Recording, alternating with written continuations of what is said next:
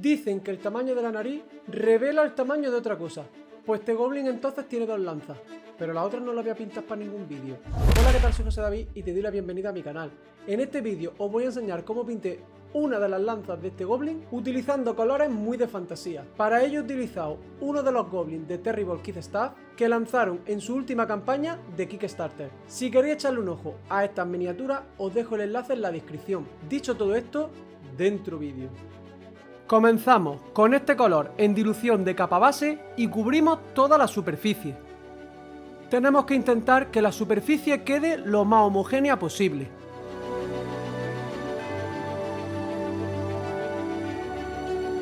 Añadimos un 50% de ultramarine y un 10% de pastel yellow al color de la capa base. Y con este color vamos a marcar las luces, pero de aquellas zonas que no van a ser de luz máxima. Los planos de luz máxima los vamos a hacer con un color más saturado y verdoso. También perfilamos las aristas para que la miniatura se vea definida. Diluimos ese mismo color a veladura del tipo 2 y vamos a fundir las transiciones que se hayan creado en el proceso de iluminación. Ya tenemos las luces secundarias creadas. Ahora utilizamos esmeralda en dilución de capa base para pintar las luces principales. Estas van a ser más verdosas que las secundarias y con mayor saturación. Así estamos creando dos tonalidades distintas de luces, potenciando la riqueza cromática de la miniatura. Voy seleccionando aquellas zonas que están más orientadas hacia la luz y las pinto de forma homogénea. Es importante que dejemos una buena zona de sombra para que así el contraste sea mayor. Cuando representamos objetos muy brillantes, tiene que haber muchísimo contraste entre la luz y la sombra. Y como no puede ser de otra forma, vamos perfilando todas las aristas para así seguir potenciando que es un objeto que rebota mucho la luz. En los remaches del arma hago un brillo muy amplio en la parte de arriba y en la parte inferior hago un brillo secundario de un tamaño mucho más pequeño. Y aprovecho este color para meter arañazos y punteados dentro de la zona de tonos medios y zona de sombra. Esto hará que esas zonas se vean más trabajadas que si las dejamos totalmente lisas. Diluimos un poquito el color para fundir las transiciones. Los objetos pulidos se caracterizan por tener unas transiciones suaves.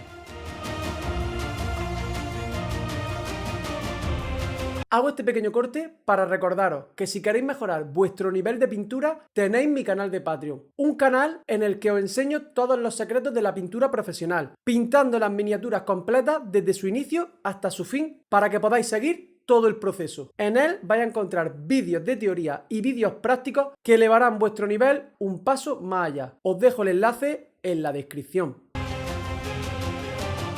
Ya tenemos perfectamente creado nuestro boceto de iluminación. Mezclamos estos dos colores a partes iguales y con este tono que es más azulado que el de los brillos principales seguimos ampliando la potencia de las luces secundarias. Para ello tenemos que reducir su tamaño dejando un poco del paso anterior. Como ya tenemos el boceto de iluminación creado, a partir de aquí es bastante sencillo, simplemente tenemos que ir reduciendo el tamaño de las luces. Y diluimos ese mismo color a veladura del tipo 2 para fundir las transiciones. El arma empieza a verse bastante bien.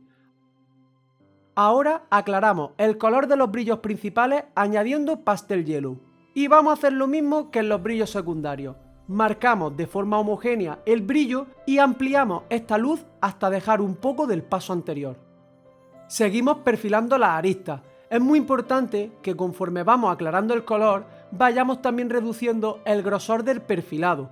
Si lo hacemos muy grueso, no simulará el efecto del rebote de la luz sobre la arista. Y fijaos cómo los brillos son pequeños y hay bastante espacio de tono medio y de sombra que son oscuros. Eso va a hacer que nuestros brillos se vean más potentes y todo esto en conjunto simulará que el objeto rebota bastante la luz. Si vuestras sombras y vuestros tonos medios son muy claros, os va a costar mucho trabajo que vuestras luces destaquen y el objeto, en vez de parecer brillante, parecerá de un material parecido a la piedra. Y diluimos ese mismo color que estábamos utilizando a veladura del tipo 2 para fundir las transiciones. es importante que no nos metamos demasiado dentro de la zona de sombra y tonos medios para no aclararla.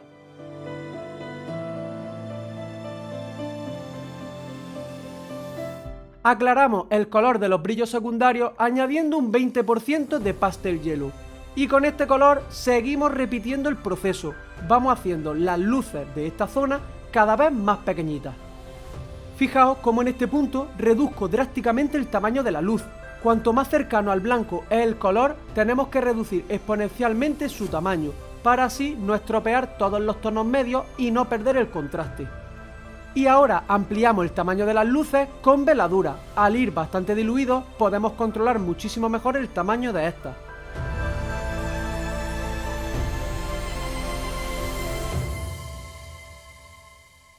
Volvemos a añadir otro 20% de Pastel Yellow al color de los brillos principales y seguimos reduciendo el tamaño de las luces.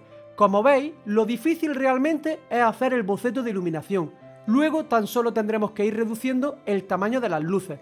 La única que no vamos a reducir es el tamaño de los pinchitos, ya que es una zona muy pequeña y está totalmente encarada hacia la luz. Esta la vamos a pintar en su totalidad prácticamente en todos los pasos. Seguimos perfilando las aristas, pero esta vez ya no las perfilamos en su totalidad. En las zonas que sean menos luminosas, las rematamos tan solo con un par de puntitos y vamos a pintar completamente aquellas zonas que estén más encaradas hacia la luz. Vuelvo a insistir en lo mismo, pero es muy importante que las líneas sean muy finas, si no, no va a simular que la arista está brillando. Es un error bastante común y hace que perdamos totalmente el efecto.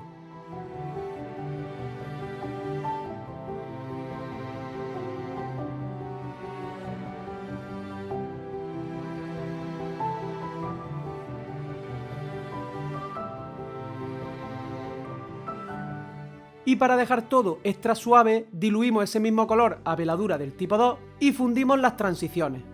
También nos ayudamos de estas veladuras para potenciar algunos brillos que pensamos que tienen que ser más potentes, como puede ser el de la punta de la lanza.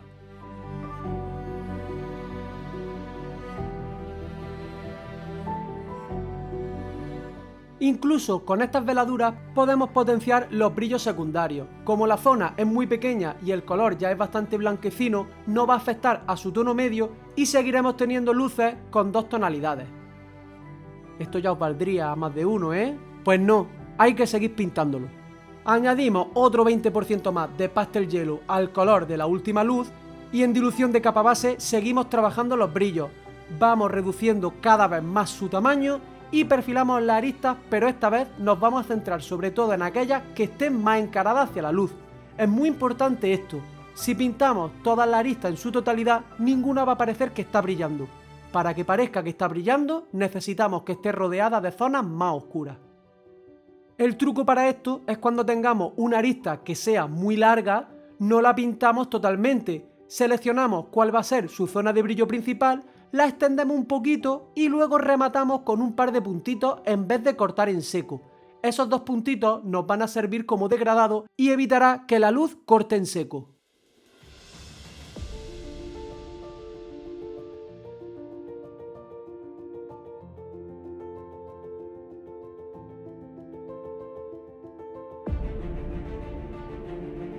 Y volvemos a diluir ese color para potenciar los brillos y fundir las transiciones. Recordad que es muy importante que no os metáis mucho dentro de la zona de tonos medios para no perder el color y además perder el contraste. Ya tenemos un buen contraste y funciona el efecto, aunque todavía se puede seguir mejorando.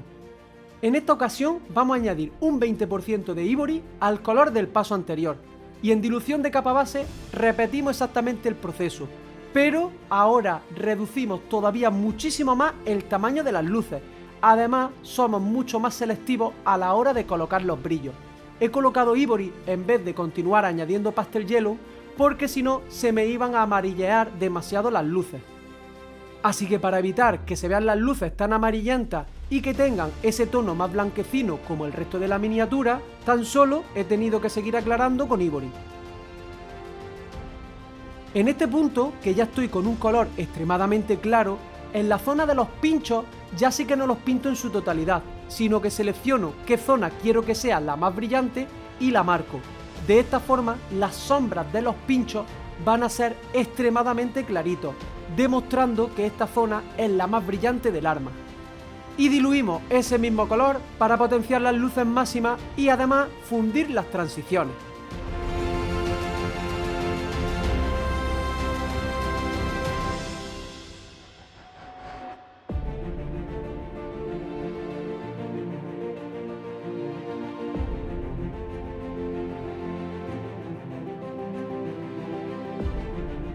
Esto ya se ve bastante guapo, pero lo siento, no hemos terminado.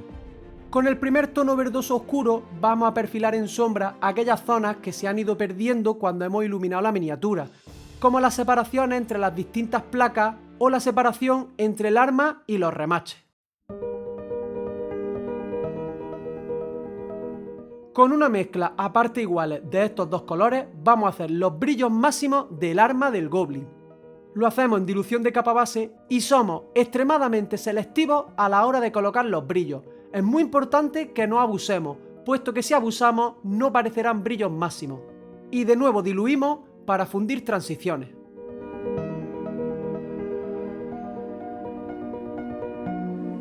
Añadimos más riqueza cromática al arma aplicando unas veladuras del tipo 3 con esta tinta azul en la zona de tonos medios y zona de sombra.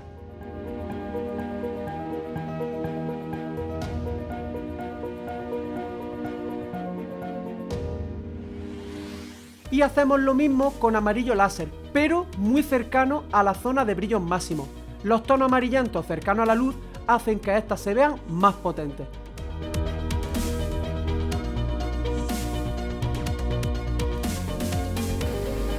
Este es el resultado final. Si os ha gustado podéis decírmelo en la cajita de comentarios. No me enrollo más y hasta la próxima.